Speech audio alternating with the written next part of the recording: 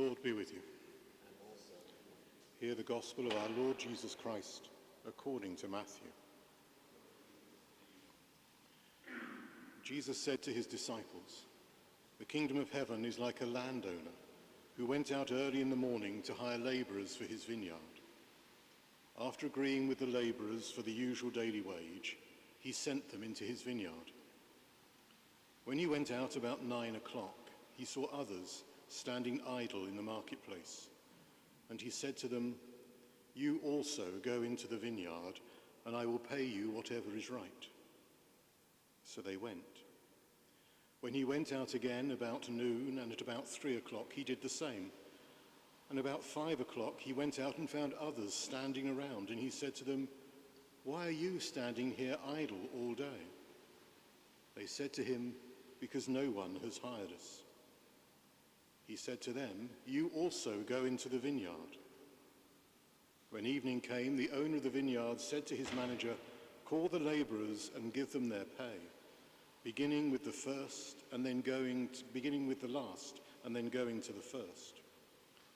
When those hired about 5 o'clock came, each of them received the usual daily wage. Now, when the first came, they thought they would receive more, but each of them also received the usual daily wage. And when they received it, they grumbled against the landowner, saying, 'These last worked only 1 hour, and you have made them equal to us who have borne the burden of the day and the scorching heat.' But he replied to one of them, 'Friend, I am doing you no wrong. Did you not agree with me for the usual daily wage? Take what belongs to you and go. I choose to give to those this last the same as I give to you. Am I not allowed to do what I choose with what belongs to me? Or are you envious because I am generous?' So the last will be first, and the first will be last." This is the gospel of the Lord. Praise to thee, O Christ.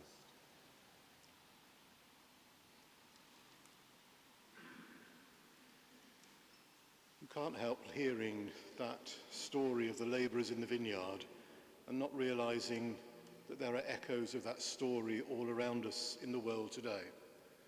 The cry of "it's not fair, it's not right, it's not just," because of the way things are being done or things people perceive should be done.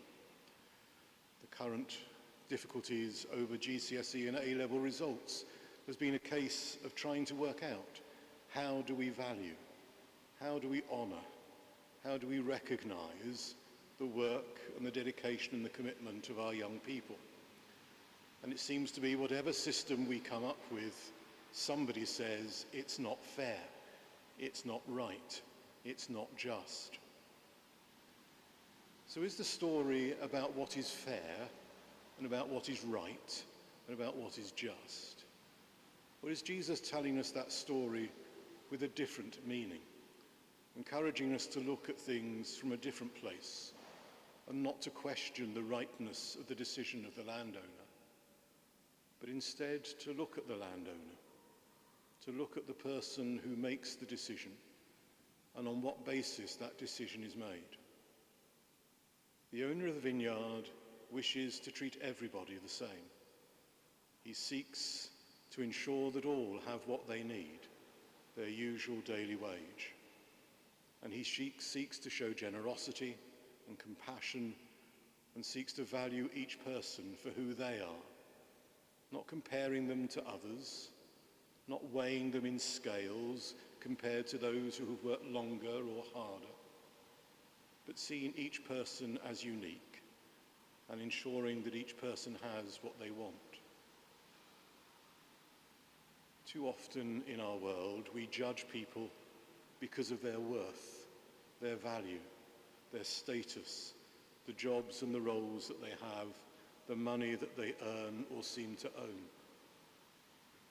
But that's not how God looks at us. God looks at each of us as unique. God looks at each of us as an individual who he loves and cherishes and wishes to ensure has what we need. Not what we might want, not what we might like or desire, but what we need to enable us to live day by day. And what we need to live day by day is his presence with us, the reassurance and the comfort that whatever we face, he will be with us, sharing our journey and sharing our load.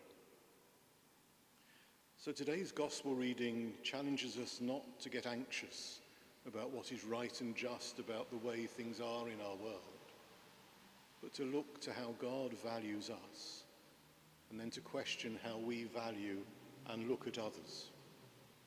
Do we show that same compassion? Do we show that same generosity?